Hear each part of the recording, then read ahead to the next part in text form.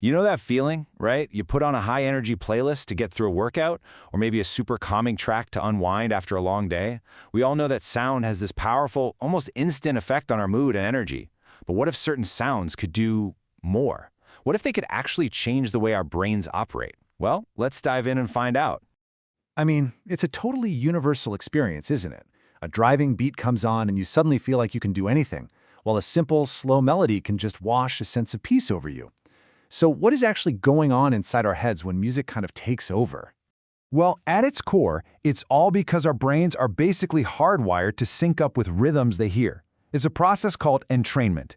But there's a growing movement that believes we can take this natural tendency a whole lot further and actually use specific sound frequencies to guide our brains into whatever state we want, from deep focus to total relaxation. And that idea brings us to this really fascinating and kind of wild world of so-called healing frequencies.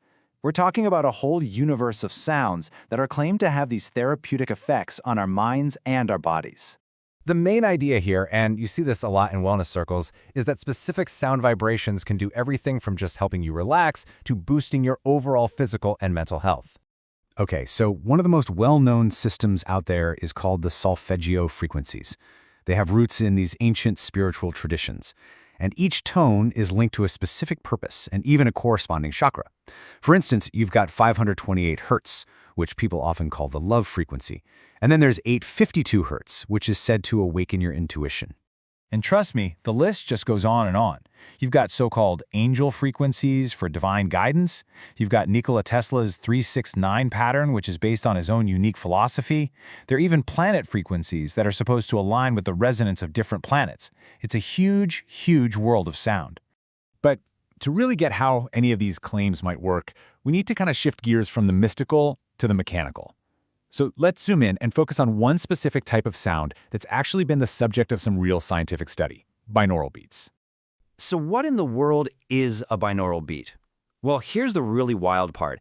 It's not a sound you can just record with a microphone. It's actually an auditory illusion that gets created inside your brain when each of your ears hears a slightly different frequency at the same time. Let me break it down for you. Imagine you've got headphones on. In your left ear, you're hearing a tone of, say, 300 hertz. But in your right ear, you're hearing a slightly higher tone of 310 hertz. Your brain, trying to make sense of this, actually creates a third phantom beat that pulses at 10 hertz, the exact difference between the two. That phantom pulse, that is the binaural beat. Okay, so your brain is making a phantom beat. Cool. But why does that matter? Well, the answer lies in this proposed scientific mechanism called the brainwave entrainment theory. Brainwave entrainment is basically the theory that your brain's own electrical rhythms, its brainwaves, can start to match the rhythm of something you're hearing. In this case, that something is the pulsing binaural beat your brain just created. The best way to think about it is like tuning an old radio.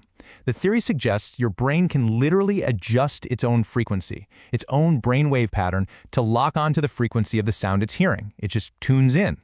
So, if our brains really can tune into these frequencies, what's the point? Well, the goal is to intentionally guide your brain into specific states, like intense focus, or creativity, or deep relaxation, by matching the frequency of the right brainwave. And this is the crucial link, right here. Different brainwave frequencies correspond to different mental states. So for example, those low-frequency delta waves, they're dominant when you're in a deep, deep sleep. Alpha waves are linked to that feeling of relaxed alertness, and the faster beta waves are associated with active, focused thought. So the theory goes, if you listen to a binaural beat in a certain frequency range, you can encourage your brain to produce more of those specific waves. And this is where we start to see those targeted cognitive benefits people talk about.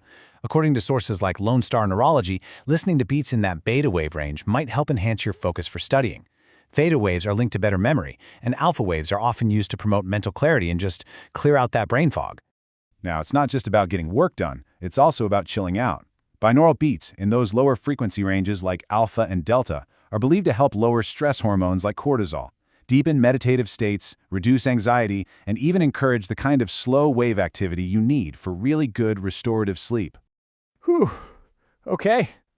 We've covered a lot of ground here, from ancient solfeggio scales all the way to the neuroscience of brainwave entrainment. So, at the end of the day, what does this all mean for you? Well, the fundamental idea is pretty simple. By picking out a binaural beat with a specific frequency, say 15 Hz for focus or 6 Hz for meditation, you can potentially nudge your brain to start producing more of the brain waves that are associated with that state. And for anyone who's curious to actually try this, the general recommendation is to listen for about 15 to 30 minutes. And you got to remember, because the whole thing relies on two separate tones, you have to use headphones. It just won't work without them. And this brings us to a really important, balanced takeaway. While binaural beats do offer this non-invasive way to potentially support your brain, it's absolutely crucial to remember that results can vary a lot from person to person. As many experts point out, it's a potential tool, for sure, but it's not a magic bullet. Which leaves us with a pretty fascinating final thought to chew on. As we learn more and more about the brain, could we be heading toward a future where we all have a personalized soundtrack for our day? You know, a specific frequency to help us focus, another to help us relax, and a third to help us sleep? The potential is definitely something to think about.